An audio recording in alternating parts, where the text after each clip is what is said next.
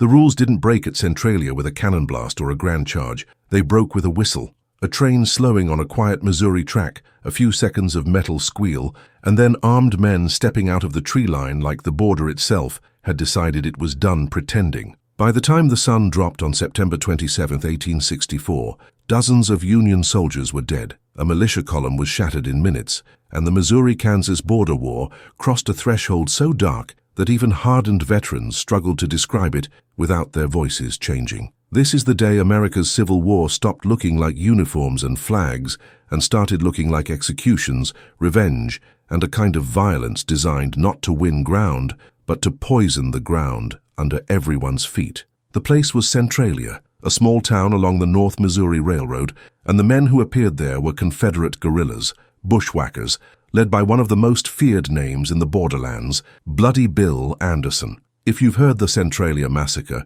you've probably heard it as a headline. A train stopped, soldiers killed, a militia ambushed, but that summary hides what made it so infamous. Centralia was not just an attack. It was a message delivered in two parts, each one escalating the meaning of the first.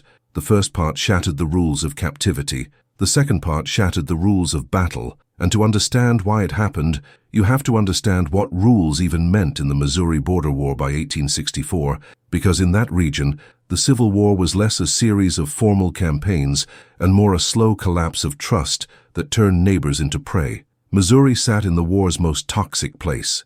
A slave state that stayed in the Union but was torn open internally. Families split, counties shifted loyalties.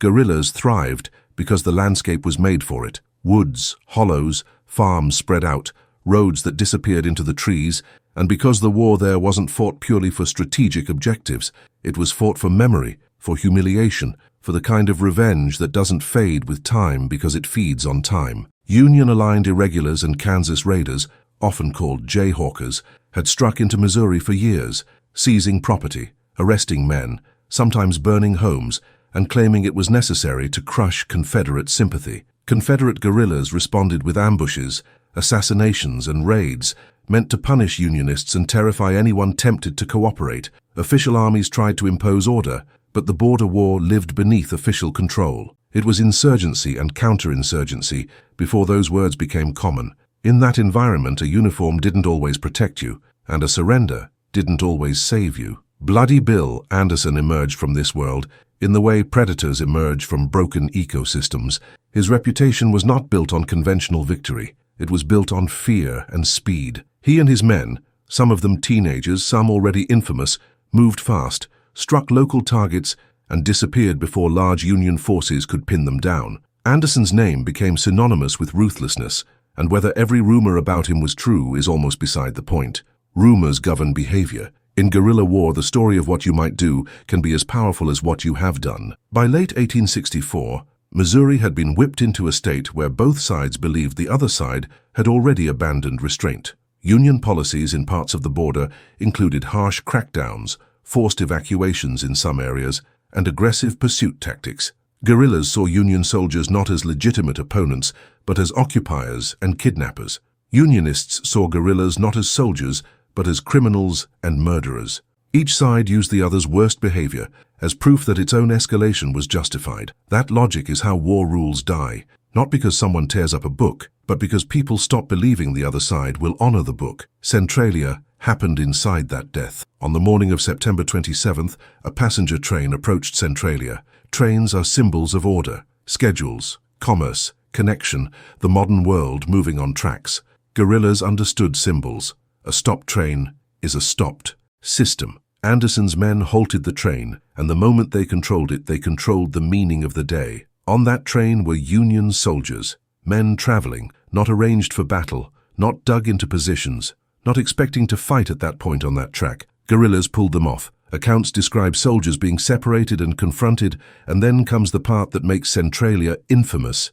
A group of unarmed or effectively helpless Union soldiers were killed. This is where the rules break, because whatever else you want to argue about guerrilla war, killing men who are not actively fighting, killing men pulled from a train, lands in a category that even brutal soldiers understand is different from battlefield death. It is execution logic, it is punishment logic, it is a signal to everyone watching that surrender, capture, or helplessness may not protect you. Anderson's men also set fire to the train. That matters because it turned the act into spectacle. Fire makes a raid visible. It turns violence into public theater. The burning train threw smoke into the sky like a signal flare to the region. We can stop your lifeline, kill your men, and leave ash on the rails.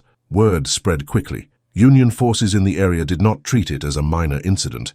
They treated it as a crisis because guerrillas were not supposed to be able to do this and survive. A local militia, Union-aligned cavalry, some of them part-time soldiers, some poorly trained compared to regular troops, moved to chase and punish the attackers. This is where Centralia becomes a trap story and where the second part of the day begins. Guerrillas don't behave like armies, they choose ground. They lure, they ambush. Anderson knew how to make pursuit predictable, and predictable pursuit is a dead man's path. The militia column came on fast, driven by anger and urgency, and that urgency is exactly what made them vulnerable. They were chasing into a landscape the guerrillas knew intimately, into fields and woods where a hidden force could wait. And waiting was what Anderson's men did. By the time the militia caught sight of the guerrillas, the situation was already constructed like a killing device. The militia saw a smaller force in front of them, what looked like a retreating enemy. The instinct was to charge. The instinct was to end it quickly, to punish the raiders, to restore order. But guerrilla war punishes instinct. It rewards patience and cruelty. The ground ahead, open enough to lure a cavalry rush, bordered by cover for riflemen, was chosen or exploited with lethal intelligence. Anderson's men were not running from the militia out of fear. They were pulling the militia into the exact shape of disaster. And when the militia committed, when horses surged forward and the line stretched and men's attention narrowed into the tunnel vision of pursuit, the border war's darkest lesson prepared to reveal itself in seconds.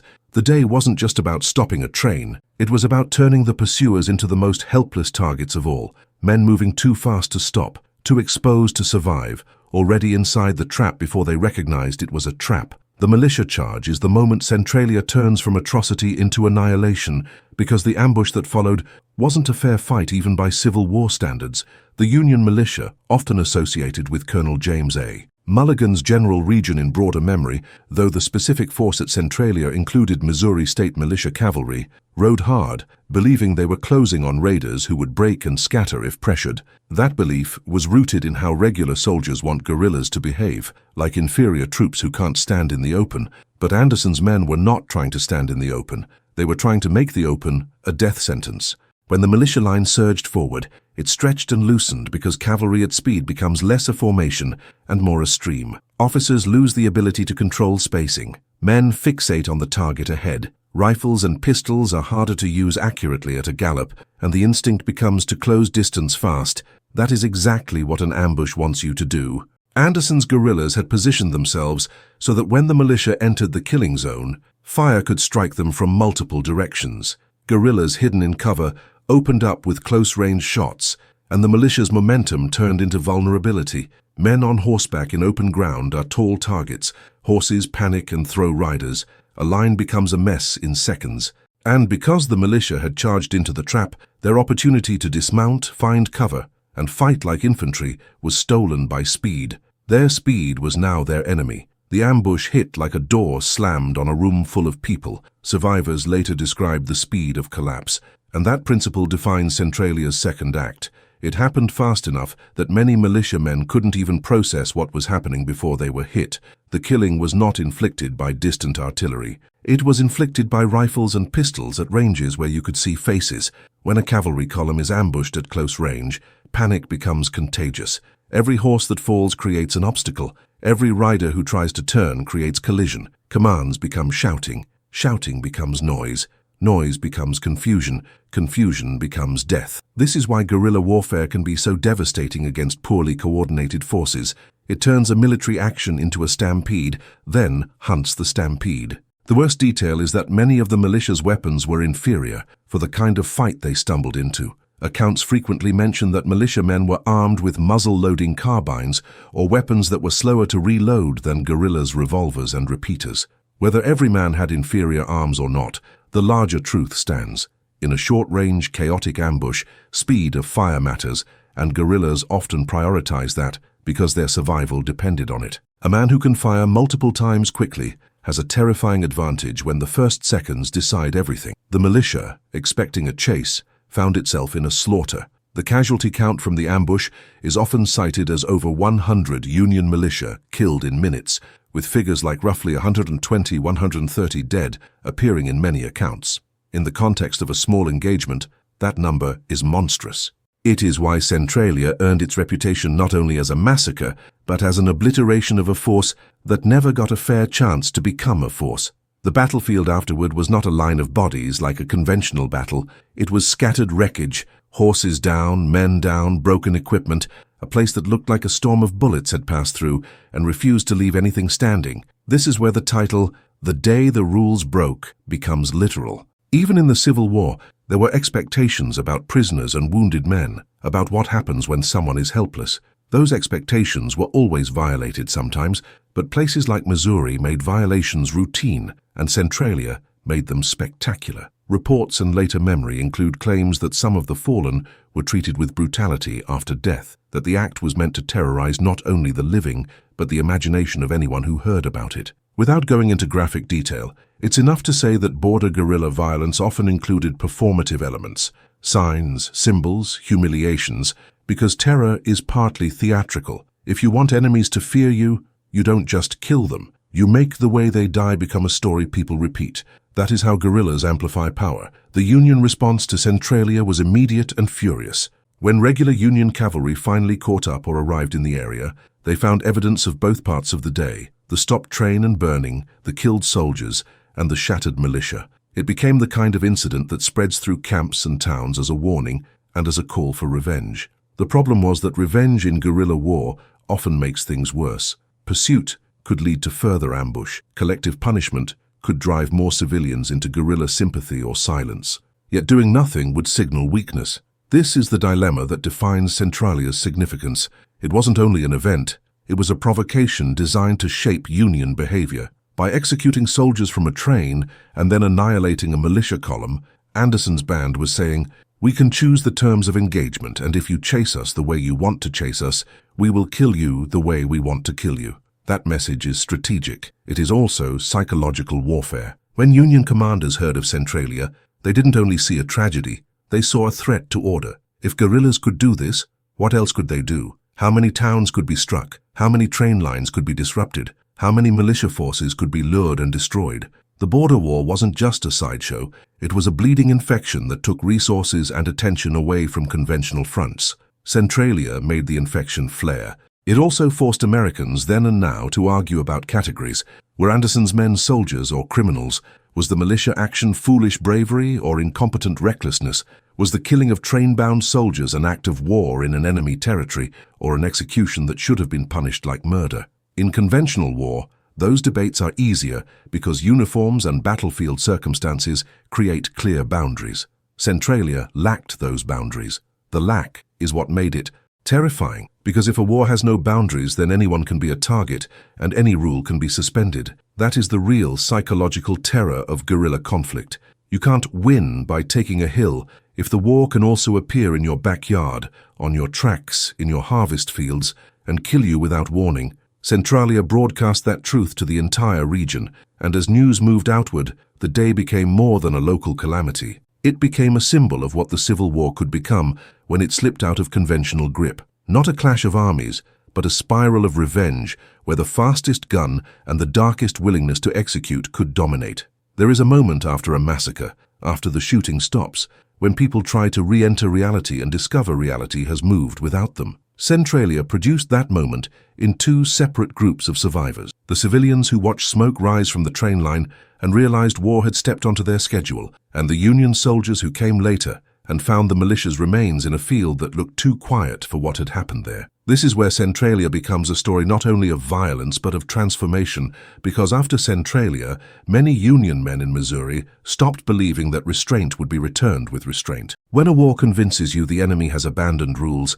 the temptation is to abandon rules first, because you believe it is the only way to survive. That is the most dangerous psychological shift a civil conflict can produce, and Centralia pushed that shift hard. The immediate tactical reality was that Anderson and his guerrillas slipped away, because guerrilla success depends on leaving the scene before a larger force can trap you. They disappeared into the same landscape that protected them: wooded cover, back roads, sympathetic farms, And the simple fact that a regular cavalry pursuit requires information, and information in guerrilla zones is often poisoned by fear. People who know where the guerrillas went may not speak because speaking invites retaliation. Others may lie to send pursuers into ambushes. Some may genuinely not know because guerrillas break into small groups and melt into the countryside. Even when Union forces did catch guerrillas in skirmishes, the larger phenomenon remained. You could not decisively defeat a network with one chase. You could only keep bleeding it, and bleeding it would keep bleeding you. Centralia's significance, therefore, lies not only in its dead, but in the way it sharpened Union policy debates. Some argued for uncompromising crackdowns, arrests, destruction of suspected support networks, treating guerrillas as criminals rather than as lawful combatants. Others worried that brutality would inflame the region, turning neutral civilians into enemies or pushing people to cooperate with guerrillas out of desperation. But policy debates become colder when bodies are fresh. Centralia made cold policy feel impossible. It demanded an emotional response, and emotional responses in war often become the next atrocity. The event also elevated Anderson's mythology. Bloody Bill was already feared, but Centralia became his calling card because it combined two things that create legend in insurgent warfare: audacity and escape. Stopping a train is audacious. Executing soldiers taken from it is terrifying. Ambushing and annihilating a pursuing force in minutes is a demonstration of tactical cruelty. Escaping afterward completes the psychological impact. It tells supporters, our men are unstoppable. It tells enemies, your strength doesn't guarantee safety. That is how a guerrilla leader becomes bigger than a man. He becomes a shadow over a region. Yet Centralia also made Anderson a high-value target. The Union intensified efforts to hunt him, and within weeks, Anderson would be killed in an encounter with Union forces in October 1864. His death, however, did not undo Centralia's effect. In many ways, it completed the border war's grim symmetry. The man who thrived on harshness was ended by harsh pursuit. But the methods learned in the borderlands didn't die with Anderson. Many of the young men shaped by guerrilla conflict carried those skills and attitudes into the post-war era, when formal war ended, but violence did not disappear. This is part of why Centralia feels like a hinge story. It is a Civil War event that previews later American violence, outlaw culture, vigilante justice, revenge feuds, because it shows what happens when the state cannot enforce a monopoly on violence and men learn they can win by terror. Centralia also sits inside a larger moral argument about the Civil War's nature. Some audiences want the war to be a series of noble clashes. Centralia resists nobility. It exposes how war can devolve into execution logic and punitive spectacle. It also challenges the listener to confront uncomfortable realities. In guerrilla zones, civilians are not merely bystanders. They are part of the environment the war fights through, sometimes supporters, sometimes victims, sometimes coerced participants. Centralia involved a town, a train, and a field. Civilian infrastructure, civilian space, civilian schedule, struck by combatants who did not respect boundaries. That is why it is often described with the word massacre, a word that implies moral judgment. Yet defenders of guerrillas sometimes frame such acts as retaliation in a war where their own side suffered harsh Union crackdowns. That frame is not the same as justification, but it is part of the story because civil wars are made of competing memories. Each side catalogues its own wounds and uses them as proof. Centralia's day of violence became a powerful item in those catalogues. For Unionists, it proved guerrillas were murderers. For guerrilla supporters, it proved the border war could punish Union power. For historians, it became evidence of how insurgency can twist the war's ethical landscape. The two-part structure of Centralia, the train killings, then the militia ambush, also reveals a strategic mind at work, however brutal. The first act provoked pursuit.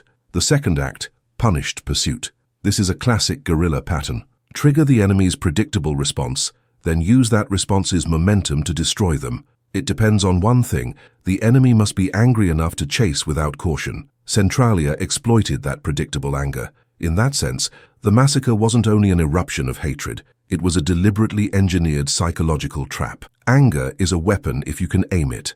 Anderson aimed it at a militia column and turned it into death. This is why modern viewers can't stop watching stories like this. It is not only about violence, it is about the mechanics of human decision under stress. A militia sees raiders and wants to end them. The pursuit becomes the trap. The trap becomes slaughter. The slaughter becomes policy escalation. Policy escalation becomes more guerrillas. The cycle continues. Centralia, in a single day, displayed that entire cycle in miniature. And the most unsettling part is that the cycle is not unique to the 1860s. It is a pattern of civil conflict across history. Retaliation gives birth to insurgency. Insurgency provokes crackdown. Crackdown provokes more insurgency. And eventually nobody can remember which rule broke first, only that the rules are gone. That is precisely what Centralia represents in the American Civil War narrative. A day when the border war's darkness became undeniable to anyone who still wanted to believe the conflict could be contained by 19th century ideas of honor. When people say, the day America's war rules broke, they're not claiming there was a clean rulebook that everyone honored before Centralia. They're saying Centralia made the absence of rules impossible to ignore. It forced the nation to confront that inside the larger Civil War, inside Gettysburg and Antietam and grand campaigns. There were smaller wars in places like Missouri, where the conflict had devolved into something closer to vendetta and terror. Centralia's legacy is not simply that dozens died. Its legacy is that it hardened belief. It hardened Union belief that guerrillas were criminals who deserved no quarter. It hardened guerrilla belief that war was personal and that execution could be framed as justice. It hardened civilian belief that speaking could get you killed and silence could get you punished. That hardening is how societies fracture long after the last formal surrender. The Union could win on the main fronts and still fail to create peace in the borderlands because peace requires trust, and trust is what guerrilla war destroys most efficiently. Centralia also highlights the fatal ambiguity of irregular combatants. If you treat guerrillas as soldiers, you risk legitimizing atrocities by wrapping them in military identity. If you treat them as criminals, you risk turning war into police action that can't realistically be enforced in a region saturated with supporters and fear. The Union tried different approaches: pursuit, military commissions, harsh orders, pressure on communities, and none provided a clean solution because civil conflict rarely offers clean solutions. Anderson's death in October 1864 removed one leader, but it didn't erase the network or the pattern. Networks survive by dispersing. Patterns survive by teaching. The border war taught men that fear could be controlled like a tool. Centralia taught it loudly. That is also why Centralia remains controversial in memory. People argue about numbers, about motives, about whether the soldiers pulled from the train were combatants, about whether the militia's charge was reckless, about whether Union policy created the environment that produced such brutality. But the argument itself proves the point. Once a conflict becomes insurgent, the moral categories become weapons.